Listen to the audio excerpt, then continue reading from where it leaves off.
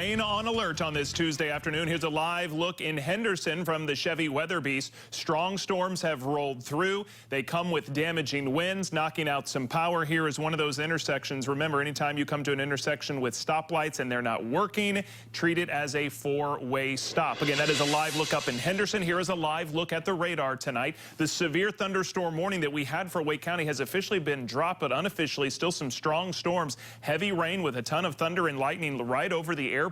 This little cluster moving off to the east through Wake County. We do have some severe thunderstorm warnings to our north. This is mainly over Franklin County. I mean, look, you can't even read the words underneath the radar here because there's so much lightning. So heavy rain, a ton of lightning, most of it on top of Franklin County. This severe thunderstorm warning for this cluster goes until 5:30. It's for Franklin, Nash, Vance, and Warren County. So here's Warrenton, so south of there. There's Henderson, where we just saw the Weather Beast. That's where our own Amy Cutler is. So they're just finishing up with this storm. Winds are strong enough to knock out power, and so we've got our proof. You've got to expect more of that as you move into parts of Nash County. So this is eventually going to hit Spring Hope, Nashville, Castalia.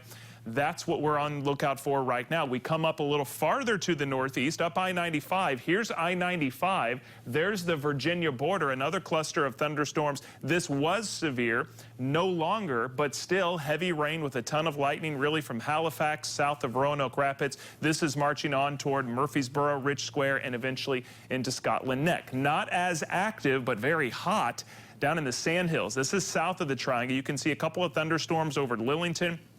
One just rolled through Fayetteville, and we've got a few thunderstorms just on the other side of you guys in Moore and Hoke County. This one, though, is going to move into Hoke County. So it's a very busy afternoon. There's still more to come. A line of severe storms still back toward the Triad. That is going to move into Chatham, Moore, most likely Orange County within the next 30 to 60 minutes. Here's what it looks like with our own eyes. A live look out at RDU, where thankfully it has cooled off after getting into the mid-90s today, but is still a steam bath out there. And of course, we've got some strong storms. You never want that. Camera shaking at our backyard here in North Raleigh. This is a live look from the CBS 17 camera. Some heavy rain coming down, interrupting the evening commute. Let's talk about that evening commute. With rain on top of us at this hour, you know that's going to slow things down. So our normal spots, 440, 40 out toward the airport, 540 Highway 70. They're all crawling right now because of the rain. Same deal with 40 going out of town southeast of Raleigh. So the big picture has everyone still under a severe thunderstorm watch until 9 p.m.